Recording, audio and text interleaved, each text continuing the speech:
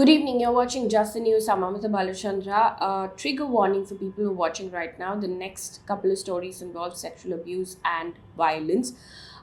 We start off with the Karnataka story where the Karnataka Police have begun a probe into the allegations of sexual abuse against Shivamurti Muruga Sharanaru, the chief pontiff of the Jagat Guru Muruga Rajendra Vidyapita Mutt in Chitradurga city. Now, he's been booked under the POCSO Act. This comes after the students who stayed at the Mutt's residential facility told the police that Shivamurti allegedly sexually assaulted one of them over the past 3.5 years, and the other alleged that it was for 1.5 years. According to the complaint, this year would allegedly call the girls to his chambers on some pretext and allegedly sexually assaulted them. Now, the Jagat Guru Muruga Rajendra Vidyapita Mutt is a prominent Lingayat seminary and is often visited by state and national political leaders. So there's a lot of political remarks that have really come in. For instance, Karnataka Chief Minister Mr. Bommai has on Sunday said that the police will have complete freedom to probe the sexual assault case against the Chief Pontiff. In fact, he said that the truth will be out soon. Now, former Chief Minister Yediyurappa, however, said, and I quote, "The allegations against the seer are fake," end quote. Now, the seer has also said that he respected the law of the land and that he was cooperating with the police and, in fact, was not running away. India Today, however, has reported that there are protests that have erupted in Chitradurga demanding strict action against the seer. Meanwhile, in Jharkhand, a schoolgirl who was set on fire for turning down a man's proposal succumbed to her injuries on Sunday. Amid widespread protests in the city demanding justice for the girl, the district administration has now imposed Section 144 of the CRPC, which prohibits the gathering of 4 or more people in the concerned area. Now, police have said that the incident took place in Dumka town on Tuesday when the accused, identified as one Shahrukh Hussain, poured petrol on the woman from outside the window of her room when she was asleep and set her on fire. Now, the state has said that the case will be fast-tracked soon. Chief Minister Hemant Soren announced that a top cop at the level of Additional Director General of Police will supervise this case. Moving on from the story now, an update on the hijab row in the state of Karnataka. The Supreme Court today has issued a notice to the Karnataka government on a batch of petitions challenging a High Court order that had upheld the state's ban on wearing hijab in educational institutions. At the hearing, the judges also pulled up the petitioners for seeking an adjournment in this particular case. Now, the matter will be heard on the 5th of September. Also, the Gujarat government has told the Supreme Court that the FIR against rights activist Teesta Setalvad is not based merely on the Supreme Court's judgment in the Zakia Jafri case, but is backed by evidence. Now, the Mumbai-based activist was arrested on the 26th of June for allegedly committing forgery and fabricating evidence in a case related to the 2002 Gujarat riots. Now, Setalvad moved to the Supreme Court seeking bail after the arrest. Now, on the 24th of June, incidentally, this year, the Supreme Court dismissed allegations of a larger conspiracy leveled by Zakia Jafri, the wife of former Congress MP Vidhan Jafri, against Prime Minister Modi and other senior Gujarat officials. Prime Minister Modi was the Chief Minister of Gujarat at that point in time. Just a day, in fact, after the Supreme Court verdict, Setalvad, former Gujarat Director General of Police R.B. Srikumar, and suspended Indian Police Service Officer Sanjeev Bhatt were booked by the Gujarat Police.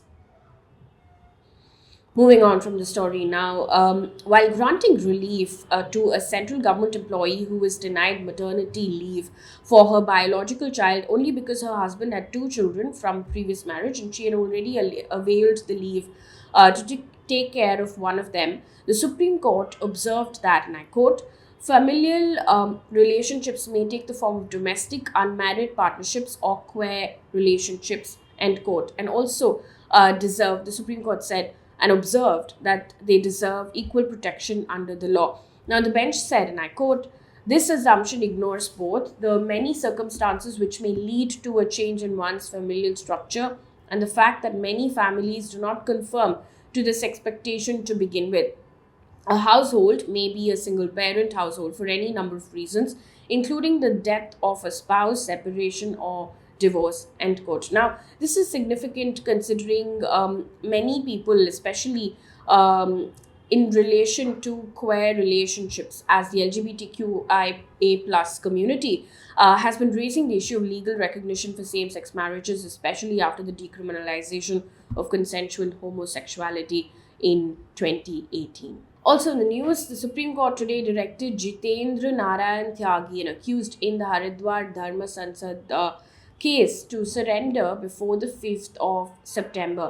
Now, Tyagi, formerly known as Wasim Rizvi, is currently out on medical bail, but the Supreme Court bench refused to extend the bail granted on medical grounds and said that it will consider the regular bail plea filed by Mr. Tyagi on the 9th of September.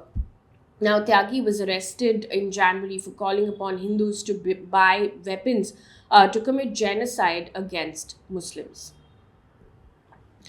Also, you must have seen that viral video of the Supertech Twin Towers in Noida coming crashing down in a matter of 9 seconds. There's information now that it would take 3 months to remove the 80,000 tons of debris. Now, the work to remove the debris has been handed over to Ramkey Group. Now, why were these two towers raised? Now, the demolition has come 9 years after residents went to court alleging violations. The demolition was ordered by the Supreme Court after the court found their construction on the Emerald Court Society premises in violation of the norms. Now, along with demolition, the Supreme Court also had directed the cost incurred by home buyers must be refunded with 12% interest from the time of the booking. Post this demolition, Supertech has said that it has incurred a loss of about 500 crore rupees, including construction and interest costs. Also in the news, in the state of Karnataka, in Ramanagara, there are heavy rains that have caused flooding. In fact, even on the incomplete Bengaluru-Mysuru highway, which is set to open to public in October, and that passes through this district. There are visuals now that show that it's been completely submerged and underwater. In fact, heavy rains have been lashing since Sunday night.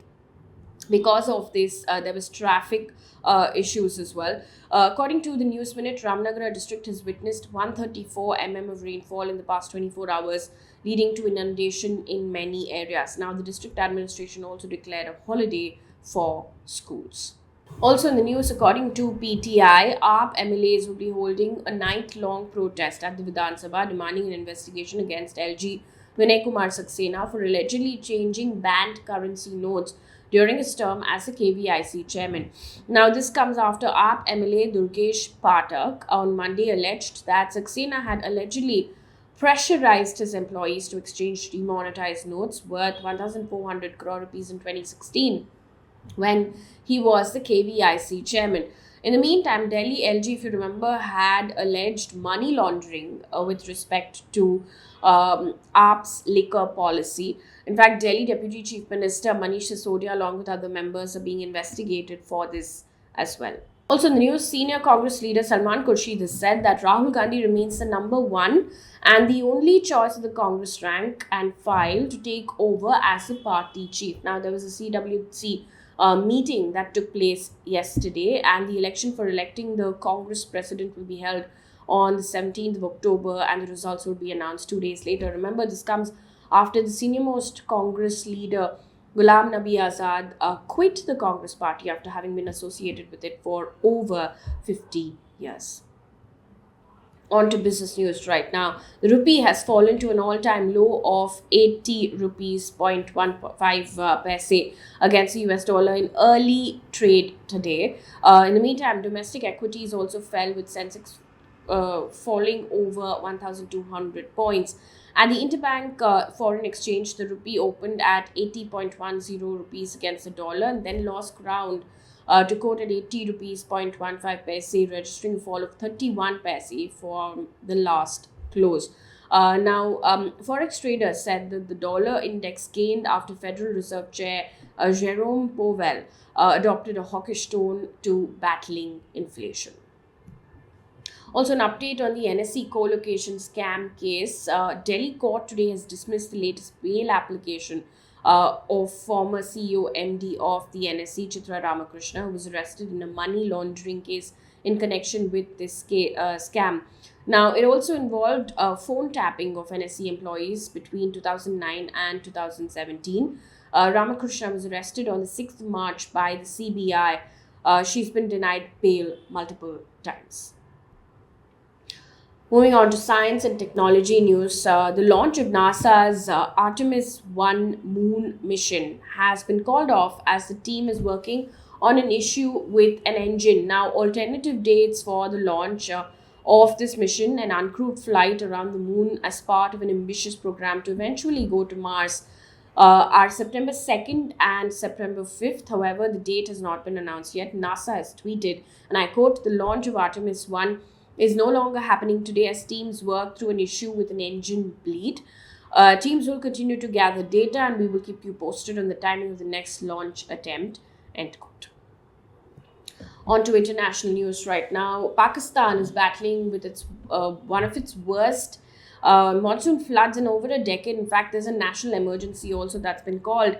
Over 1,000 people have died so far. Over 33 million people are affected because of the floods. And Pakistan's foreign minister has said that the country needs financial help. In fact, the country has appealed for international help as well. Also in the news, German Chancellor has pledged Germany's support to Ukraine for as long as it takes. Now, he added that Germany could also assume responsibility for building up Ukraine's artillery and air defense capacities. He urged the EU's 27 members to close ranks, and I quote, "resolve old conflicts and find new solutions," end quote. And now one piece of positive news before we wrap things up here on this bulletin. Lintoy Chanambam created history on Friday as a 16-year-old from Manipur became the first ever judo world champion from India. Now, she's the first Indian to win gold in the World Judo Championships in any category. Now, the 16-year-old from Manipur defeated a Brazilian counterpart in the women's 27 kg category event. In 2021, she clinched gold in the national championships in Chandigarh. It was followed by another gold at Asian Cadet and Junior Judo Championships in July this year. She's now aiming for the Paris Olympics in 2024. That brings us to the end of this bulletin. Thank you so much for watching. Good night.